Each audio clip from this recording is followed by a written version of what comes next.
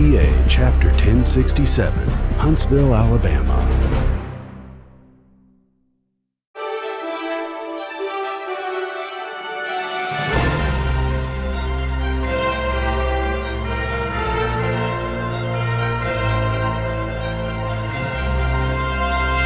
Today we are honored to have a speaker that, for those of us in the military, has a great amount of meaning.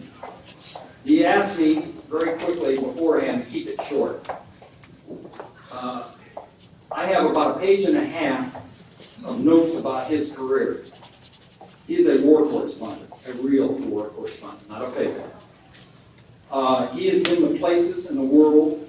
I, as a geographer and military traveling all the world for many years in the business and all that, I have never heard of. So he is going to do things and say things in it. But I would like to point out a couple of things. We all know that he's co-authored the book We Were Soldiers Once and Young. But on May 1st, 1998, Joe Galloway was decorated with a Bronze Star Medal with a V device for rescuing wounded warriors and soldiers under fire in the Idrang Valley in November 1965. This is the only Medal of Valor the U.S. Army has awarded to a civilian for action in combat during the entire Vietnam War. He was also awarded in 2011 the Doughboy Award. That is the highest honor the U.S. Army infantry can bestow on an individual. It's very seldom given to a civilian. Ladies and gentlemen, I'd like to introduce you to a true American hero and author, and he could be a very funny individual. This is Joe Galloway.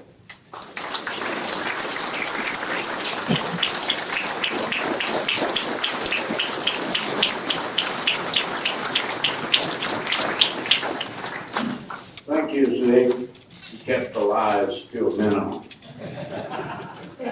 It's an honor and a pleasure to be here with you today and be back in Huntsville, Alabama. This is our second trip in 2 years, and I hope we'll come back again. I have worked with the Vietnam War 50th Commemoration Project, which is run out of the Office of the Secretary of Defense, for about 6 years now. They've got me traveling the whole country doing interviews, video interviews with Vietnam veterans, all ranks, all branches. And I have to tell you that Huntsville stands out number one. And here's why. You have more veterans per square foot than any place I've ever been. And you treat them better than anywhere else I've been. And so, give yourself a big round of applause for that.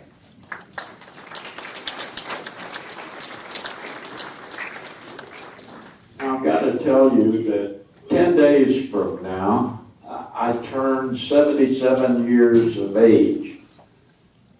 11 days from now is the 53rd anniversary of the day that I climbed on a Snake Crandall's Huey helicopter and flew into a clearing in Tucor called Designated Landing Zone X-Ray, where Lieutenant Colonel Hal Moore and an understrength 410-man battalion, the 1st of the 7th Cavalry, was surrounded by 2 regiments of very fine North Vietnamese Army regulars. I had flown over it. I knew what I was getting into. You could see the smoke rising 5,000 feet in the air from that battlefield. And while we were over it, I was flown over by Colonel Brown, the brigade commander, who had told me he couldn't get me on a chopper with the first landing, but if anything happened, he would take me in. So here we are circling over Hal Moore's battlefield. And Hal Moore is not willing to let his colonel come in and strap hang on his bike. He's telling him, if you land that command chopper with all those antennae on it, they're going to shoot you full of holes and you'll have to walk home.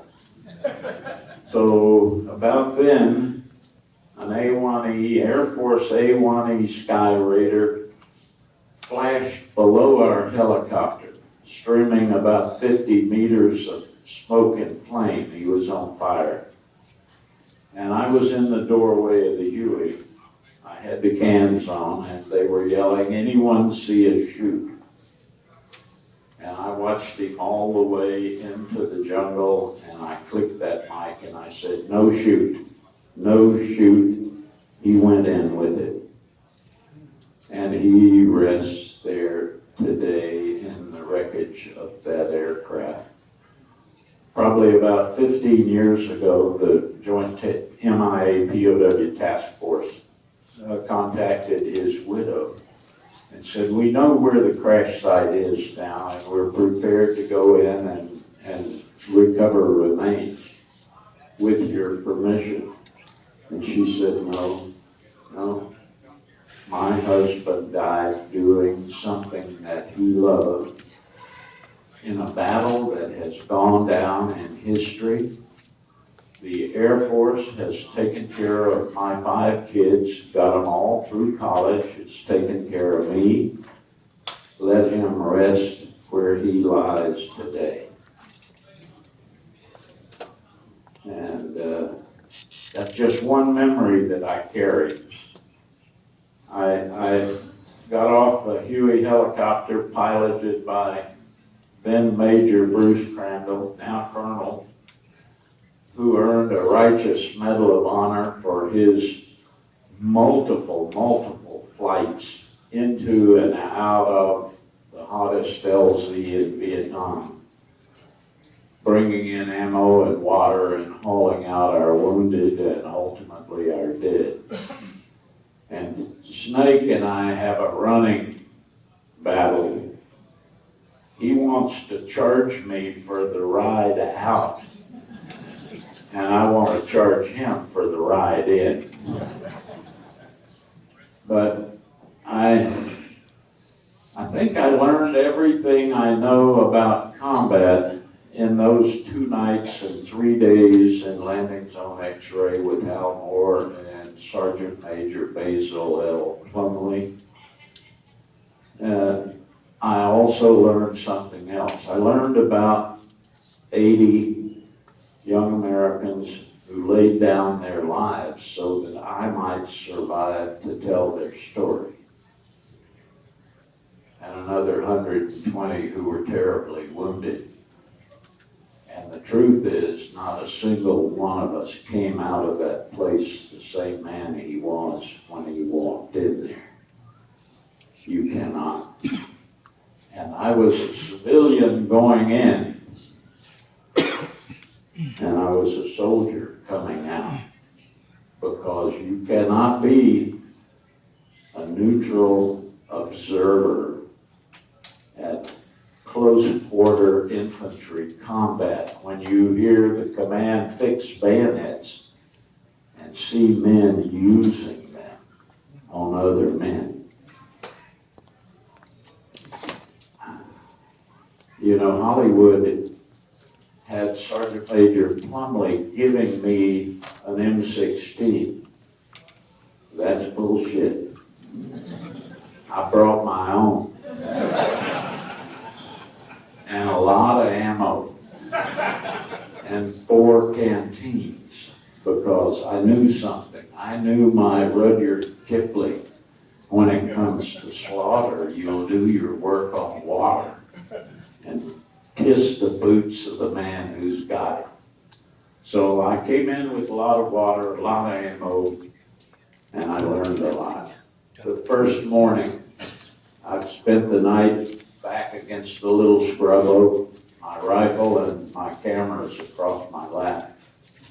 And the morning sun came, and I thought, that's about time to get some C4 out and cook up a can of coffee. And I had no more thought about it than 2 battalions of the enemy attacked Charlie Company's section of the perimeter on the southeast side. Everything they fired at Charlie Company that didn't hit something came right through the command post area. And I rolled over flat on my belly, feathering out at the edges. I was skinnier then. And cursing my buttons for getting me that much higher in the air. And about then there was a thump on my ribs, and I thought, my God, you can't be shot already. And I tilt my head to see what it was, and what it was size 12 combat boot on the foot of Sergeant Major Plumley. And he bent over at the waist. Battlefields are terrible for noise. And he bent at the waist, and in his best command voice, he shouted down at me, "Can't take no pictures, lay it on the ground there, Sonny." I thought, well, he's right. Later I would learn that command sergeant majors are always right. And like a fool, I got up and I followed him around. I tell you, when we were getting ready, I was at McClatchy Newspapers, we were getting ready to send 35 reporters to be embedded with the Iraqi invasion force in 2003. And none of them had ever been shot at before. And the boss said, "Will you write a memo and tell those kids how to stay alive in the combat zone?" Yeah. Rule 1, if you get in a fight and the air is full of lead and you don't know what to do, look for someone with stripes on his arm. The more stripes, the better. And follow him and do what he does and you'll be okay. Rule 1, I went on for 2 pages. I left that battlefield November 16th, 1965, flew with Hal Moore to the artillery support base at LZ Columbus, and we stopped. Thanked the 2 batteries of 105 howitzers who had fired 21,000 rounds of artillery in support of us in those 3 days. They had completely blown the hydraulics on 2 of their guns. They just kept the iron coming. The helicopter ARA gunships were overhead. The A1Es were laying down 500-pounders and napalm. On the second day, when it looked like we were going to be overrun, Hal Moore gave the orders to Charlie Hastings, our Air Force FAC, to sound the code Broken Arrow, which meant at that time an American unit about to be overrun, all air assets in Vietnam divert to that location with ordnance. We had them stacked up from 5,000 feet to 35,000 feet waiting their turn. In the middle of that, two F-100 Super Sabres carrying Navy came in like this. The lead bird fired off his 2 cans of napalm. They're on the way. I hear Hal Moore screaming at Hastings, "Call that subbitch off, Charlie. Call him off, quick." He was trying to divert the second plane. We're going to have to eat the 2 cans of napalm that are coming straight at us. But the second one would probably finish the command post, the aid station, our ammo dump, and finish the battalion. And Hastings managed to divert the second plane, and then we watched those 2 cans coming very slowly toward us. And over our heads and impact about 20 meters. Thank God the fire going that way instead of this way. The heat on our faces was instant. And two of our engineer soldiers who had been called in to increase by blowing trees the size of the LZ were dancing in that fire. And I got up and I ran into that fire. A medic from Jacksonville, Florida, got up at the same time, and we came like this. He was shot and killed before he got there. I carried a kid named Nakayama out of Rigby, Idaho, out of the fire. He'd been burned terribly. Our battalion surgeon was shooting the napalm to him, shooting the morphine, shooting all the morphine that he had into that kid, and he was still screaming. And it was about 3 hours that the LZ was closed, so we couldn't get him out. He died 2 days later in an Army hospital. I've met his widow and a daughter who was born the week her father was killed.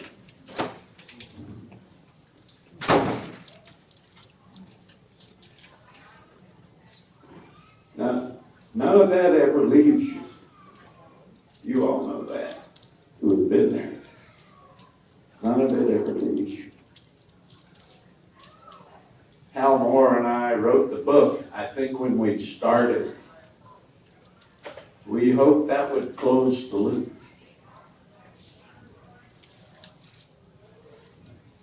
Nothing does. What we learned is that the loop is never going to be closed. You're meant to remember your friends, your brothers.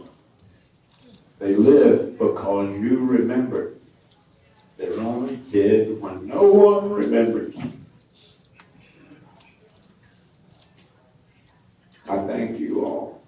Thank you for coming. Thank you, veterans. Thank you for honoring veterans. We'll be back, God willing, and the creek don't rise. Thank you.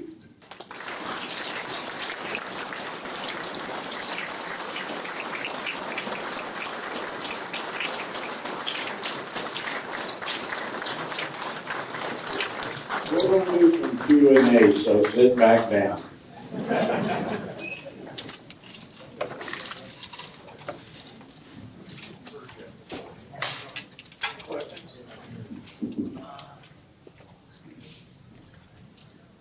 All right, come on.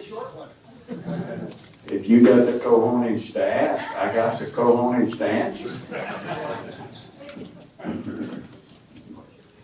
Sir, was Hal Moore really the type of fellow that he was portrayed in the movies? Much better. Much better. Hal Moore, you know, I did 4 tours in Vietnam. I did the Persian Gulf War. I did the Haiti incursion with Special Forces. I did 2 tours in Iraq. My last combat tour was 2006 when I looked up and said, my God, man, you're 65 years old, you're still running up and down sand dunes behind 19-year-old Marines. What is wrong with that? Hal Moore was the finest combat commander I ever met in 6 wars and revolutions. And I marched with some good ones. Norm Schwarzkopf, Barry McCaffrey. I was in their hip pockets for the Gulf War. I've seen them all. Nobody better. In fact, Hal Moore was the TAC officer who taught infantry tactics to Norm Schwarzkopf when he was a West Point cadet. And Barry Larry McCaffrey's wife, Jill, her daddy was Hal Moore's 1st Battalion commander out of West Point in occupied Japan. The military, the professional officer corps is so small. I tell the young reporters, don't go out to an Army base thinking you're going to win a Pulitzer Prize. You go out there and you screw one, you've screwed them all. They got great comms. And the word will pass and you will never get on another Army base. Conversely, if you treat them honestly, straightforward, and fair, that's all they ask. That word passes too. I'm able to interview retired 4-stars and all kinds of folks, including crusty old command sergeant majors, because I have dealt fairly and honestly from day one. I tell them, I'm lucky. I came of age as a reporter in a combat zone. I would march with a company for 3 hours or 3 days, write a story, ship my pictures, and I knew that either it would run in Stars and Stripes and they would see it, or their mama would cut it out of the hometown paper and put it in her next letter. You don't lie about or misspell the names of men who were armed and dangerous and you're going to see again. My mama didn't raise that big a fool. Question? Yes, sir. You spoke at a service academy or you know, what are your insights for All of that. I've spoken at the Naval Academy to their Beast Barracks, brand new cadets who are finishing that first 5 weeks of pure hell. Spoken at the Air Force Academy, of course, West Point several times, the Army War College, the Marine War College. It's just like here. I don't write speeches for myself. The last speeches I wrote were for my boss, Colin Powell, in the year 2002. I speak from here, and I judge my audience accordingly and tell them what I think they need to hear. And I'm not going to give you a military academy cadet speech because you're too damn old.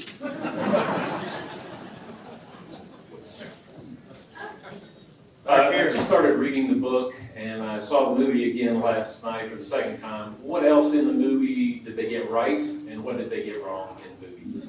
The movie is, Hal Moore and I decided it was 75% reality, 25% Hollywood bullshit.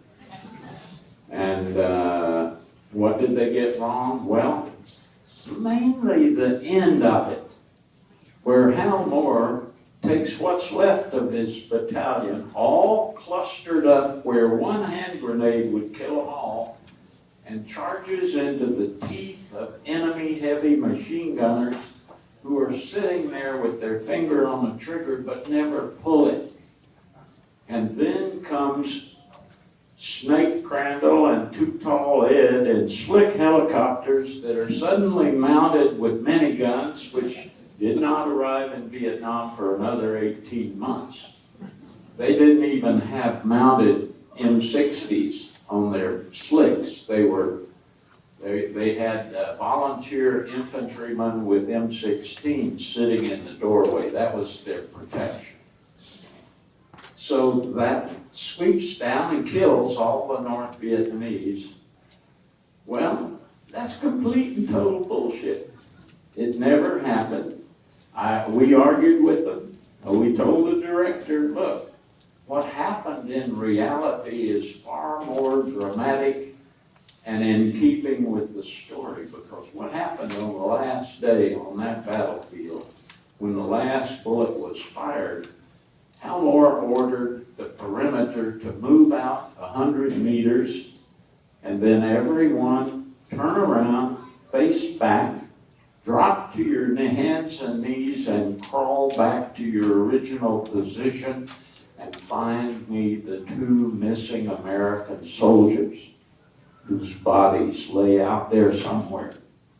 And they were found and they were brought home, because Hal Moore was not going to leave that place as long as even one of his men were missing. Now, that's what kind of man he was then and was every day that he lived, until God chose to wipe his memory back clean.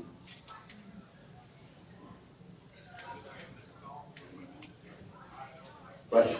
Sure. Over here. I've been hearing the general accumulate so much detail about the participants and the events that happened. Names, histories, everything. I think I heard your question. How did I and Hal Moore accumulate so much detail about the battle for the book? Yeah. Well, simple. It took us 10 years, so obviously we were an overnight success. We interviewed over 250 individuals, but first we had to find them. This was before the time when the worldwide phone book was on 3 CDs. So we knew where maybe 10 people were. The war was over. Hal was retired. I'd finally come home from 16 years overseas, and I knew I had to go to work with and get that book done, because Hal wasn't going to leave me alone. So we set out to find them, and we would call a local VFW. We would try information operator, and one by one, you find one, he would give you the clue to find another. By the end of the process, I had hired a private investigator who specialized in military people to find me a sergeant who had been out on the Albany battle at night with a small patrol to bring back the wounded who were being executed by the North Vietnamese. And we found him. And we found him, and we found one of the guys he rescued, a lieutenant, Ghost 4-6, and the sergeant. And we found them the week our manuscript was due at the publishers. And I sat down that night after interviewing both of those guys and wrote a chapter for the book that the publisher wasn't expecting. And it's one of the best in the book. We just did it. And what we thought as we finished the manuscript and prepared to take it to New York and hand it over to Random House, as one of the old retired generals told me, you guys just moved the goalpost out about 40 yards in military history, because up till now, no one thought it worth interviewing the privates and the Spec 4s, because they said they only saw 15 meters either side of their foxhole. And that's true. But it's also true that what they saw and what they recalled was more truth than a couple of retired generals sitting on their asses reading after-action reviews and shooting at each other and calling it military history. We set out to find one guy for every 15 meters all the way around the perimeter and interview him. And the guy sitting in this foxhole really didn't want to tell you what he did, but and he would tell you what Billy did and what Jimmy did on either side of him. And then you could triangulate. And I don't know. I think it's a pretty goddamn great book. It's been out there for 25 years, and they still send me royalty checks.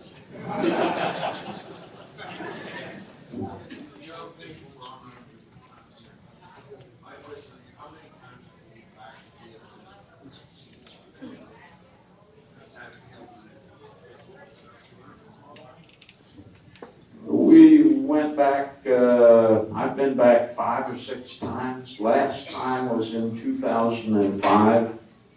I went back as a co-chair with Jan Scruggs of a delegation to look at the bomb removal projects that BVMF was financing in Quang Tri province, the most fought over, bombed, rocketed, and strafed, and artillery shell piece of ground in all of Vietnam.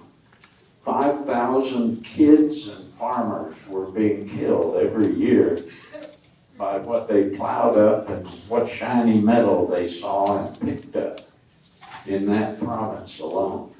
And we were, for nothing much, 2 pennies a piece, we were printing up the old-fashioned Indian tablets for first and second graders.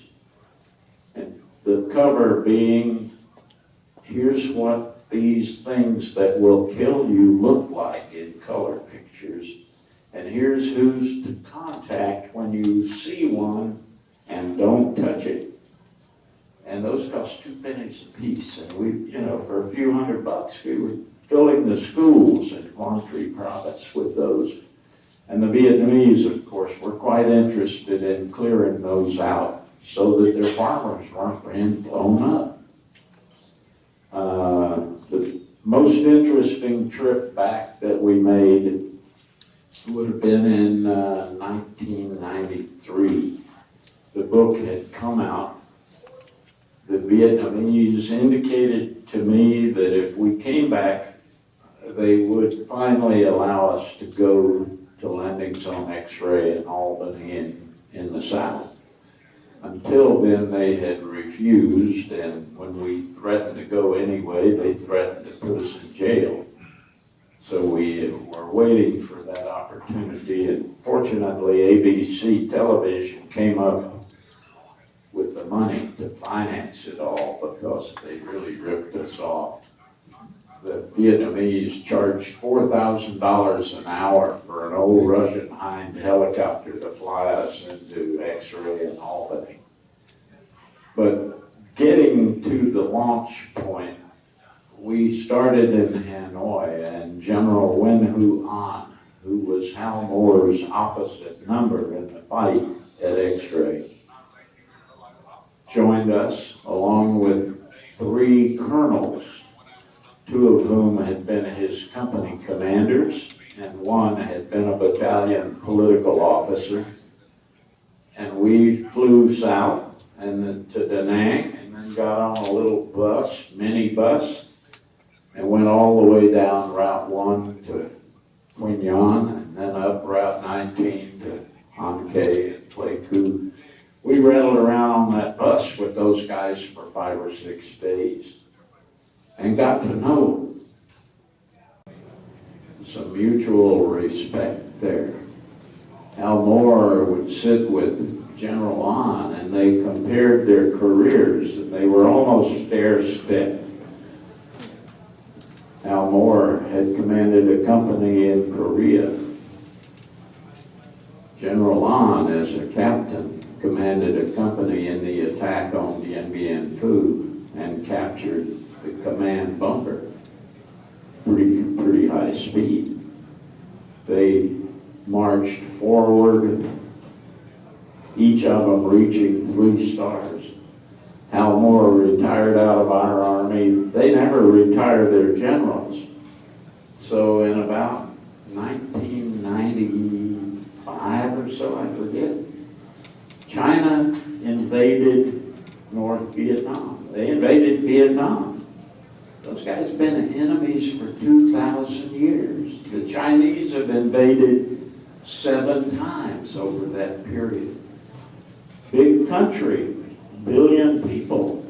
Vietnam's a very small country, not so many people, but they don't take to foreigners in their country. And 7 times they drove out the Chinese. Sometimes they had stayed 500 years.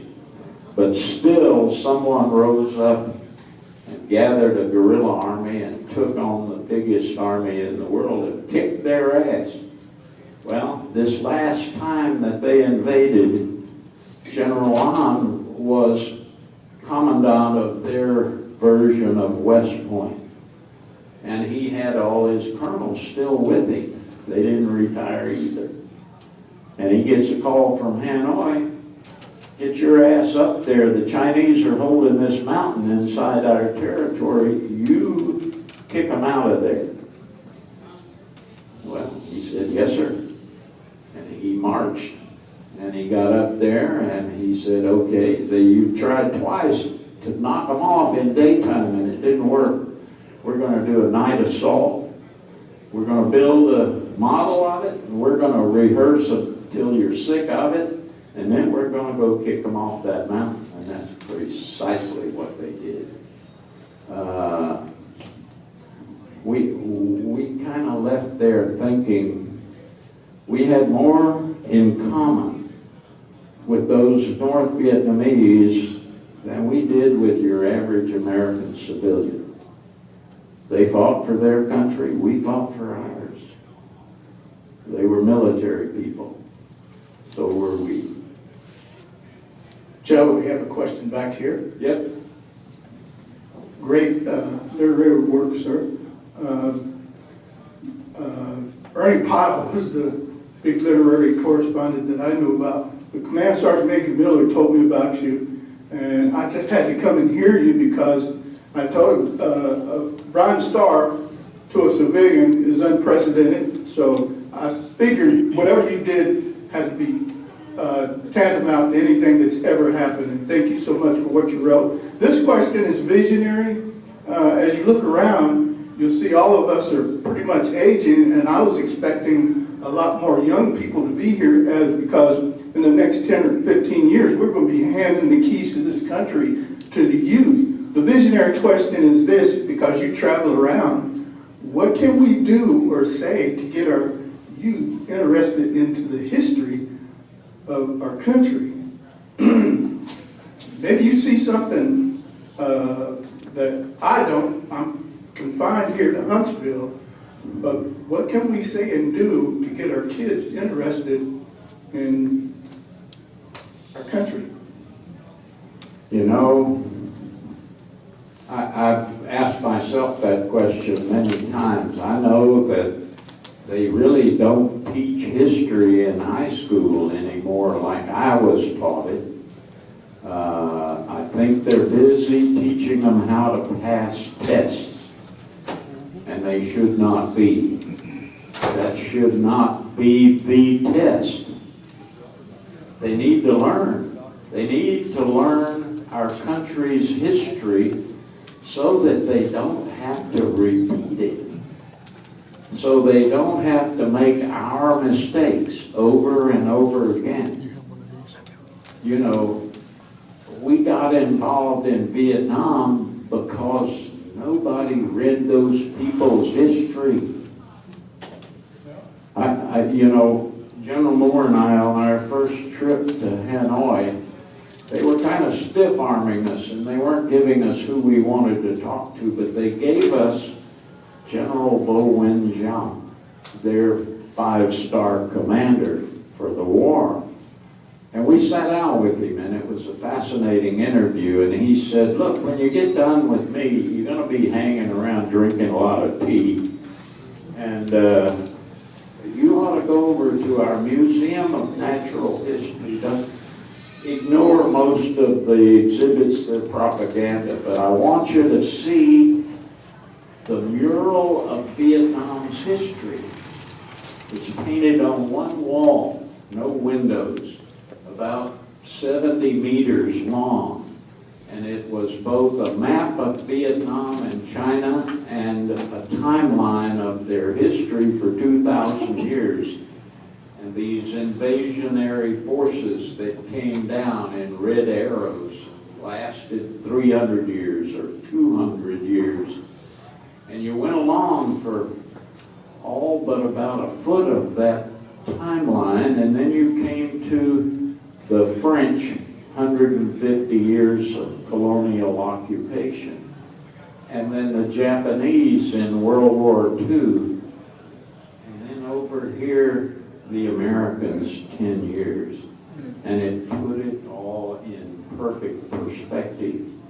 And it also told you, if you had read and studied the history of those people and their resistance to invasion by foreign forces,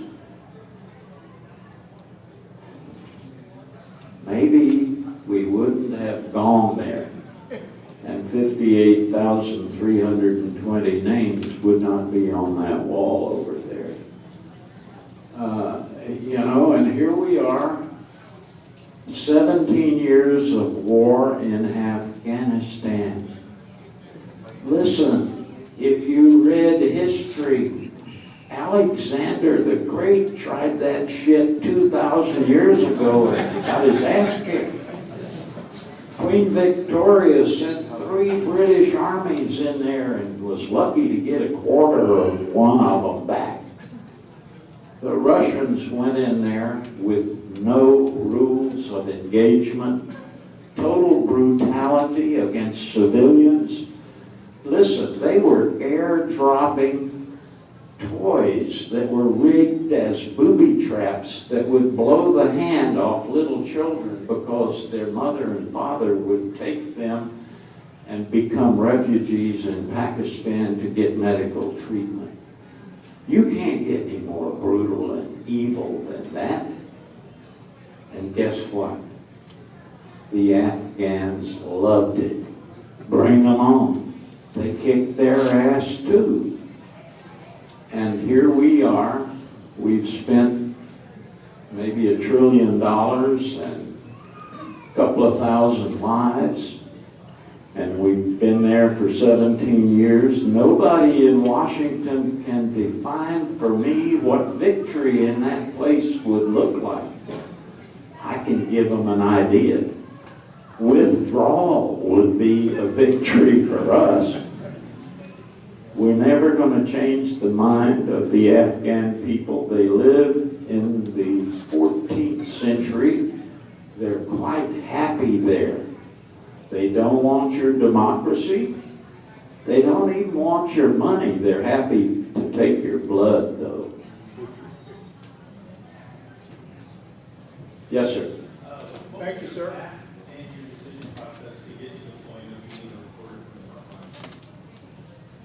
front line. I think I was born a reporter. I started my first newspaper in my neighborhood when I was 10 years old. I worked on the school paper. I made the mistake of going to college for 6 long weeks. And I was on my way to the Army recruiter. The lying bastard was telling me how I was going to be in intelligence. And my mother, God rest her soul, was driving me there because she had to sign. I just turned 17. And we went by the daily newspaper in Victoria, Texas. And I'd been their campus stringer for those 6 weeks.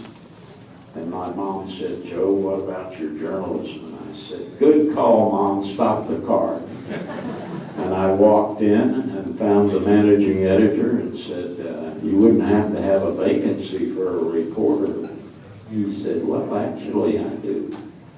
Hired me on the spot for $35 a week and a free subscription to the paper, and I went to work the next Monday. Never looked back. I, as a kid, had read the collected works of Ernie Pyle, World War II columnist, 5 fine war correspondent, was killed in the last 3 months of World War II in the Pacific. Lovely man. Read some of his stuff sometime if you're interested. Read the death of Captain Waskow, who was a Texas captain, 36th Infantry, killed in the mountains of Italy.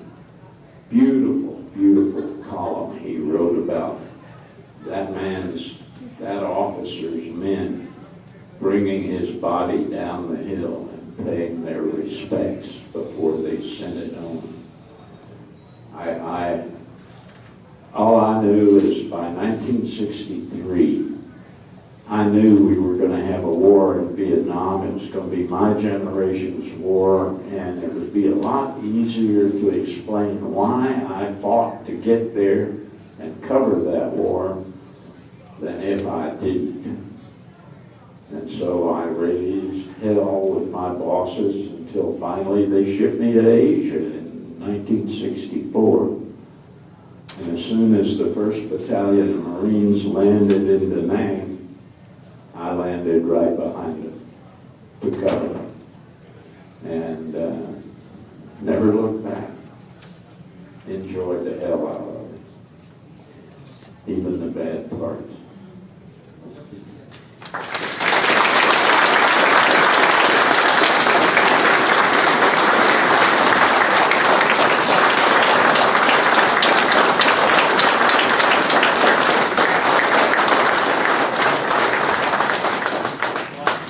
On behalf of the Huntsville Wallet Heels 50th anniversary Vietnam staff, I want you to know we took your guidance from the other night. We rejected the 3-foot-high, 250-pound brass statue. And would like to provide you this sheet here. Thank you.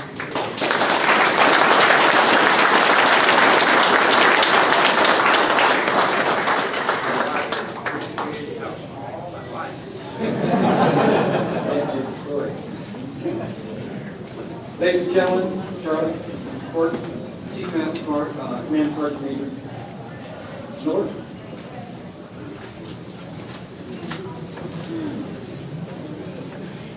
Let's close in prayer. Father God, again, we thank you for a marvelous day. You've truly shown us that this city and this community really cares about their Vietnam veterans. Let every eye see and every hand that touches the wall that heals, remember today these stories and these tears that we will always bring about the healing that we so much need.